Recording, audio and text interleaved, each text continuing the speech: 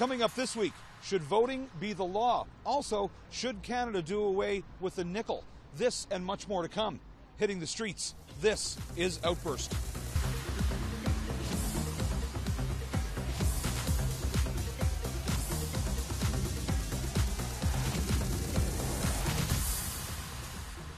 Hello and welcome to Outburst. I'm Glenn McGuinness. The Liberal government has put forward a motion to establish a special all-party committee to study Canada's electoral system. They'll be asked to look at alternatives to the current first-past-the-post system, such as proportional representation, online voting, and mandatory voting. Currently, voting is the law in more than 20 countries around the world, including Australia, Belgium, and Greece. So should Canada be added to that list? Our question: do you agree or disagree with mandatory voting in federal elections?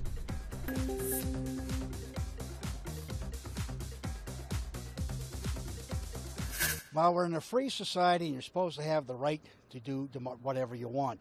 But I'm a former member of the Canadian Armed Forces. I defended the right for that.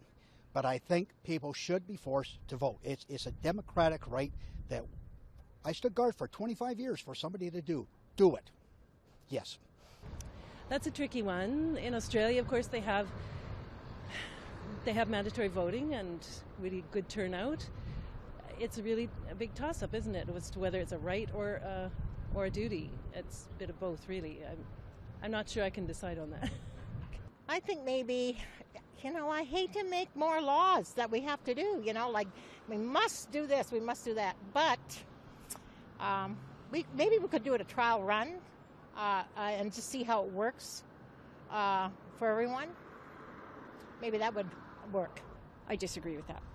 The very concept of voting is the freedom and the right to be able to exercise your choice. And if your choice happens to be that you choose not to vote, then I think you should be allowed that choice. I think forcing mandatory voting is going to be, to me, would be a violation of our basic constitutional rights and freedoms and choices. No, I don't think anything should be mandatory. This is a free country. We should have our civil liberties. And I don't want uninformed people to vote. I think the issue with that is, first of all, the question in itself.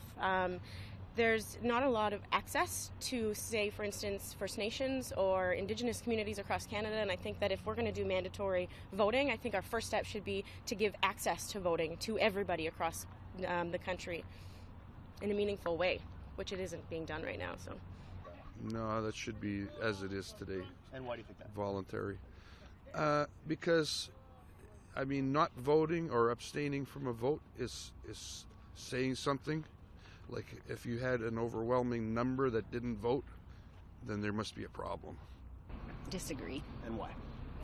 I think that there'd be people that were misinformed or not informed at all, and it would just base their vote on what friends told them or what the popular response should be. So I think if you don't follow politics and you don't know really what's going on with the different parties, then you just can't cast a random vote or a forced vote because you have to. I think people that vote need to know what they're voting for. And if you were forced to, you might just ask someone, well, who do I vote for? Boom. I agree. And why? Because it's a duty as being a citizen in a democracy. We're lucky enough to live in a country like this where we're safe, where our families can be taken care of, and we need to pay that back by exercising our rights as a citizen. I disagree with that. I don't think it would do any good. You penalize people who aren't interested in politics, and you would just end up with a lot of people voting just for the hell of it and not really paying much attention. So I don't think it would be good. I disagree. I don't think it should be mandatory. I think it's everyone's... you're in a free country, so it's kind of... I don't even agree with mandatory census forms, but I think you should participate as your duty as a citizen, but I don't think it should be mandatory, no. And how about yourself? Definitely not.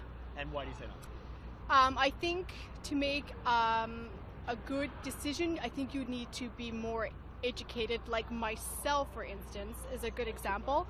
I don't think I'm educated enough to make a good decision, to be honest. I don't know. Sometimes I think yes, in the sense that we want people to be involved in their democracy, but democracy is about choice, right? So whether or not you choose to vote or not vote, it should be your choice. Yeah, so I'm inclined to not agree with that. I know it might seem like a good idea to some people, but I don't. I think if you want to vote, then you vote. If you don't, hey, it's up to you. It's a democracy. That's a controversial question. Yeah. Well, those census reports, they're mandatory by the law. So, I mean, why not? I mean, I think everyone should be knowledgeable of the election. I don't think like in schools we're taught enough. Like at least in high school, you have to take specific courses, but I don't think we're taught enough in school about political elections, and that's why I think a lot of people, younger people, don't know what's going on, and they don't come out to vote. So I think it should be mandatory, and they should teach it as well in the school systems too. I might actually agree, but it depends on like what kind of consequences there would be if you didn't vote. Because if it's mandatory, then how do you enforce that? And then through enforcement, is it like active, like trying to get it to happen, or is it more like penalizing people who don't, you know? So depending on how it was enforced, I would probably say yeah. How many current provincial premiers are women? 2, 3, or 4? How many current provincial premiers are women? I'd have to say 2. 3? 2? Coop.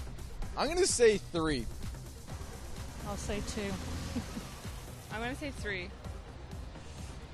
It's 3. Or is it? Oh, okay. Very good. Okay. Of Canada's 13 provincial premiers, 3 are women. They are as follows: Christy Clark of British Columbia, Rachel Notley of Alberta, and Kathleen Wynne of Ontario.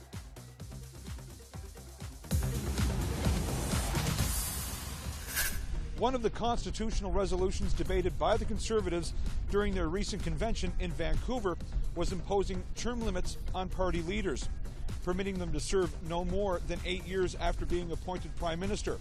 Well, that resolution failed, but the discussion piqued the interest of many people. Some feel being empowered too long could create stale government, while others feel if it ain't broke, don't fix it. So what do you think? Our question: should federal party leaders be limited to only 2 terms?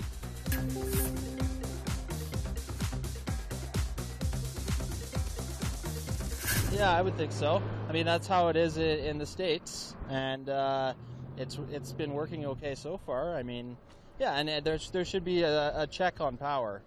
Yeah, there should be some kind of balance check on power, yeah. If the party's doing really well, why not keep them on board, right? And people agree with what's going on. That's part of democracy, right? Why not keep them on board? If they're doing a really awful job, then yeah, limit their term and let's start fresh. I wouldn't mind seeing that, yeah, honestly. You don't want to get stagnation in the government, right? I think once you've been in power for too long, you know, it leads to things like what you might see a little bit of corruption, a little bit of a sense of entitlement, that kind of thing. I think being able to set terms like that where they're only allowed to be in for 8 years, I think would be a good idea. I think that 3 terms might be more adequate because it takes the first term to learn, and but beyond 3 terms, I think that's my view. I'm not sure. I think 2 terms is good. I mean, the first term can do a lot of stuff, and then the second term would be, you know, solidifying whatever the programs that institute in the first term. So I'm not against anything. So I think that in some cases, I think in the most recent case with the Conservatives, I think possibly Mr. Harper got a little tired before he finished his term, and so maybe a mandatory 2 terms would have been good. I'm not really sure, though. You can look at other instances where you think, well, it would be good to keep somebody in for longer. So No. And why not? If they're good, if they're doing it right, why not stay in as long as they can? We've had that in the past, so when it works, why change that? That's a good question. Yes, I think there is some merit in that. And why do you think that's a good idea? I think perhaps the wrong person could go on and on unchecked. And I think perhaps you change when you get a certain amount of power. Possibly sour in the job, you lose your enthusiasm. Yeah, I think that'd be a good idea. Yes, I think once they're in for a long period of time, that they get settled in their ways and become rather, shall we say, not serving the people of Canada. No. Why not? Someone that's doing a good job should stay as long as they feel healthy enough to do so. And if it's not broken, don't fix it. Well, I think they get a little stale, and sometimes they just keep on and on and on. You know, they'll never quit. That's for sure. So it's nice to change things up. Not that I'm a pro-USA, but they can only do 2 terms and then get some fresh blood in there. So we'll be okay. No, I think. Well, I don't know. That's tricky. I don't know. I think the system as it is working out okay. Yeah, because there's the rules where you can bump out the government if there's an issue. So I don't think there's a need to limit it more. No, I would be okay if we didn't have a cap on the number of terms a prime minister serves. I think if someone's doing a good job and the country wants them to stay in place, then they should have that opportunity. That's a good question. I don't think so. I think the system we have now has been going well, and if people want to vote them out, they can vote them out. So, yeah, I'm fine with not limiting terms. I don't think so. We don't have to be like the Americans in that regard. I think if someone's doing a good job, I liked Chrétien. I like some things about Harper. I was glad to see him go, though. But I think, here we don't have to. If someone's doing a good job, let them stay in there as long as they can. You always have a chance to vote them out. You always, if they're not doing their job, we can vote them out. I don't think we have to set terms on them. How about yourself? The same thing. I think that if someone's doing a good job, hey, let's keep them. If they're going to implement any kind of party mandate, it takes time, just like with anything else, and 2 terms would seem somewhat brief, I guess, depending on what the scope of things they're looking for. And, if you're going to implement it for just leaders, why not everybody? I'm not sure whether Canada needs term limits. I think at the party level, parties are they can put it in their constitutions as to whether or not leaders should have term limits. But in a Canadian system, in a democracy that is as mature as ours is, I don't see it's necessary to have term limits per se. I think that would definitely put the pressure on for them to fulfill their promises and kind of be more efficient with what they were saying instead of carrying it out longer. So I think that would be an interesting change for sure. Yes, Okay. I do. You seem enthusiastic. I Why? believe, just like the American president can only serve 2 terms, I believe that our prime minister should only serve 2 terms, because after 2 terms, I think you do lose sight of why you're there. And I don't remember who says it, but power corrupts absolutely, and you do forget. You could have the best of intentions, but I do think that when you're in there for too long, you lose sight of why you're there. Liberal MP Hetty Fry holds what distinction in the House of Commons? Longest-serving female MP? Former Premier of British Columbia? Former Governor-General? Longest-serving female MP, former Premier of BC, former Governor-General. Longest serving. I'm going to go with longest serving with Laura. Longest serving female MP. You know what I'd have to say? Former Governor General. I'm going to just throw my guesses there. I have no idea. I'm going to say former Governor General. Longest serving woman. Longest serving female MP. Yeah. Look at you. First elected in 1993, BC Liberal Hetty Fry is now the longest serving female MP in Canadian history.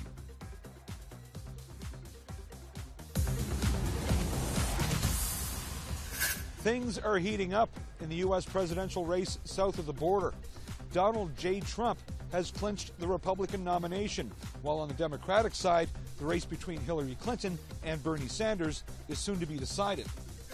Even though we have our own politics up here, Canadians have been paying attention. So we took to the streets to get your input. Our question: what is your take on the U.S. presidential race?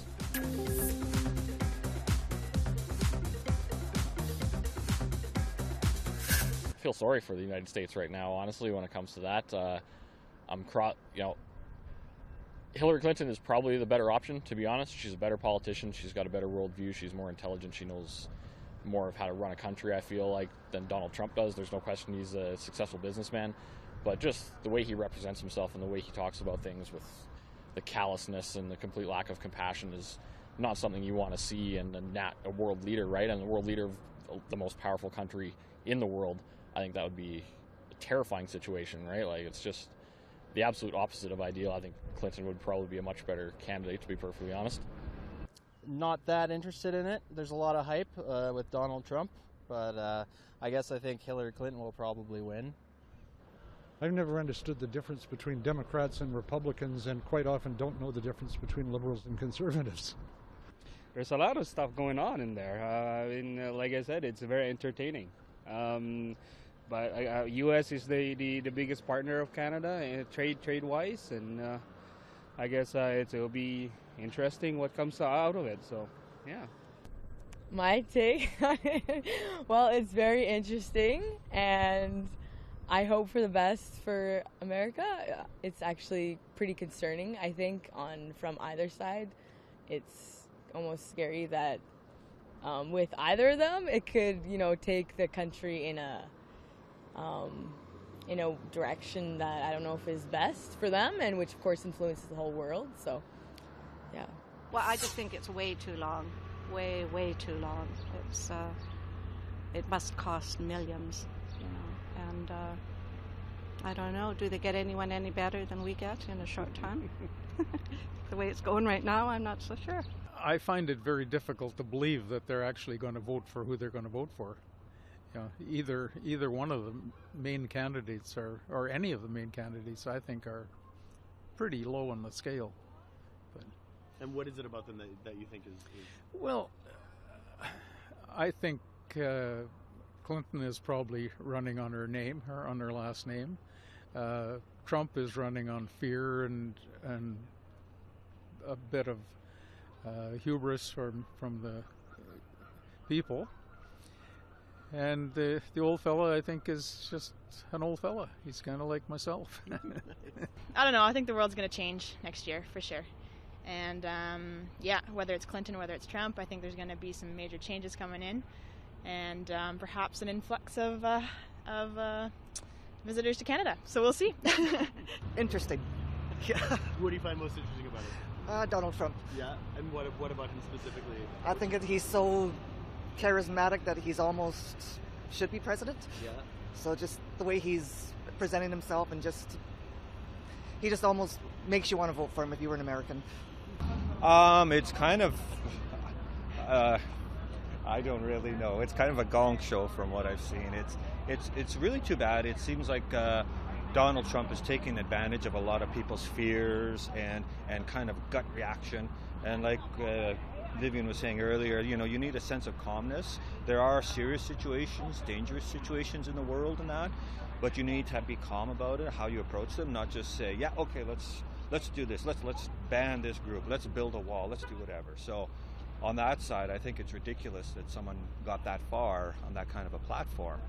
On the other side, it's interesting to watch Hillary versus Bernie, because Hillary comes in as a career politician, paid for by the banks and whatever other lobby groups, whereas Bernie seems to be more of the people, but then he's not getting anywhere, or he seems to be losing. So I don't know. Hopefully it works out for the best for everyone. It'll be interesting. They seem to kind of be skewing from the norm, getting the there's not really there's the celebrity names, but not really as many of the known political names this time around. So what the final result will be it'll be interesting. Very interesting. Yeah, I'm keeping a close eye on it. I think it's very interesting just to see what's going to happen. It's kind of exciting, actually. It's really entertaining for me. I'm really enjoying that. And what is it about the race in particular that you find entertaining? Well, I mean, of course, Donald Trump is hilarious to watch, and I mean, Bernie. I'm a big advocate of Bernie Sanders. I think he'd be the man for the job. But whether or not the mainstream media gets on board with that to I mean, you know, they've clearly there's a certain I think the powers that be don't necessarily want that guy in power clearly, and I think that shows in mainstream media reports and the way they've been reporting on it. They're always, you know, pushing for the Hillary side and all this, and saying that she's already won it and all this stuff. And meanwhile, you know, that might not necessarily be the case if the media was a little bit more you know, equitable in the way that they report on it. So yeah, so I mean, it's just really interesting. I think it'll be interesting to see how everything comes about, for sure. It's a little hilarious, scary, but not surprising. It's the effect of decades and decades of the hollowing out of the democratic process in the U.S. So I'm not surprised. I do think, like what happened in Canada, that decent human beings will vote and will make the right decision. And I think divisive politics generally does not work. Not too long ago, Canadians parted ways with the penny. Before that, the $1 and $2 bills were replaced with the loonie and the toonie. Well, now the nickel could be next. Quebec-based financial firm Desjardins predicts the 5-cent coin could be taken out of circulation within the next 5 years. Just like the penny, the nickel is becoming less cost-effective to produce, and the decreased buying power of small coins is also a factor. So we took the topic to you. Our question: should Canada eliminate the nickel?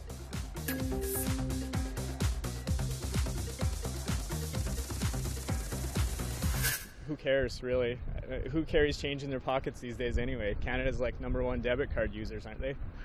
It doesn't really bother me one way or the other. Just keep me going with the loonies and the toonies, and you're going to get rid of something, get rid of the dime. I guess it's so small. Yes and no. I mean, I think we're going to get to a point where we're going to start eliminating, you know, handheld money altogether pretty quick. They got to decide whether or not it's worth it to have it in circulation, how much it costs to mint it, and that kind of stuff. Right? That's something that's maybe above my head. I don't know whether or not that's a good idea or not. I don't think so. I kind of like the nickel. I think that's as small as we can go. The penny, I think I objected to that, but it had to go, I think. It was getting silly. No. Let's keep that nickel. We've done the penny, and that's good enough for now. I think for me to properly answer that, it would depend on different factors, like how much it's costing them, and also kind of what they did with the penny. They were kind of usually a lot of times rounding up, so people are paying more for something than they need to when it's with change. So that I really disagree with. So if that's going to happen more with the nickel, when people are paying 2 or 3 cents more than they need to be, then I would disagree with it. But again, it depends how much it's costing taxpayers. I don't know. I know it's less and less valuable. I kind of still miss the penny, but that's an emotional response. Leave the nickel for now. It's been around too long. I mean, are you going to take away all of the change and then make everything $1? How about you? I think it drives up the price of the items, and they're rounding up now or rounding down. But if you put the nickel in, it's going to be a general overall increase in price and a slight increase in inflation associated with it. Yeah, I think it's a little early to do that. Yeah, why do you think that? Well, firstly, the current value of $1 does not warrant that at this time. You know, I could see that the copper seems to be okay, gone. I don't see any backlash on that, but maybe nickel, maybe not so much. As far as I'm concerned, yes, but I don't know if it really makes much difference to anything. And why do you think that the nickel should be eliminated? Well, what can you do with it? You know, you can use it for flipping for who's going to pay for the drinks, but that's about it. Well, I don't use a lot of cash or change, so it wouldn't really affect me. I use my bank card or my MasterCard, so I think it'd be okay if it saves money somehow, like the printing, etc. Go for it. The nickel? No. We got rid of the penny, that's enough. Yeah, I think the nickel's fine. So when you see a nickel on the ground, do you pick it up? Well, why not? Yeah, Why? Kind of like the penny. It just kind of gets caught in my wallet, and I don't really need a nickel. I need a quarter, loonie, or a toonie. Well, I know coins tend to last longer, but no, I think the small denominations we can do without, and certainly the way the penny's been working with maybe you lose a bit here, but you gain a bit there, has worked, and I'd be fine with it if I lost a nickel here, a nickel there. Yeah, I think so. I can't remember the last time I actually used a nickel. Anything under 25 cents really just sort of goes in a jar, and I save it up till I got a bunch of them and go to the bank. So, yeah, get rid of the nickel. No? What? We already got rid of the penny. I like change. That's what piggy banks are for. I don't know. How about you? I don't think so. That's just getting rid of the penny was, I mean, a lot. It's a lot of nuisance change, but it's also worth it. I don't know, it's what you're paying for. If you start rounding to the nearest 10 cents, it gets a bit more of your money taken away from you. Well, I mean, we're kind of becoming a cashless society anyway, and that would seem like the next logical step. But at the same time, I mean, people don't really seem to miss the penny that much. It's the next logical choice. Sure, why not? Save a few dollars. Yeah, because what can you buy with a nickel? Absolutely. Get rid of it. Just like we got rid of the penny. Make everything even. I don't understand why the nickel is there. Yeah, absolutely. Until we can afford something for a nickel, then get rid of it. So, I mean, is it practical? Yeah, there's still people that still walk around with money. I mean, it's not old debit and credit. So I do not think we should get rid of the nickel. I was quite sad about the penny. What is George Kruger Gray famous for? Design the nickel, discover the Northwest Passage, or first leader of the NDP? First leader of the MVP? I have no idea. I really don't. Did he design the nickel? I'm going to say design the nickel. I would join him. Design the nickel, I think. I'm going to go with the nickel. First leader of the NDP. First leader of the NDP. Nickel. It is the nickel. You're so good. You just rock this whole thing. I love Canada. I love history, so let's do it. George Edward Kruger Gray was an English artist. He designed both the Canadian penny and the nickel. The initials KG can be found on the faces of both coins.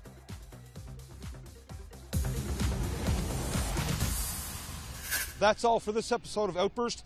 Just a reminder, don't forget to check out our new CPAC TV To Go app and our CPAC Quiz Canada Trivia app. For more information, check our website, www.cpac.ca.